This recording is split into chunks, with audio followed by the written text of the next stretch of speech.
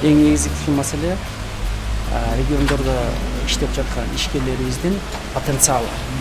Темалар бар, бош. Любой темага кирип, блогерство теманы көтөрүп чыга берсе боло берет.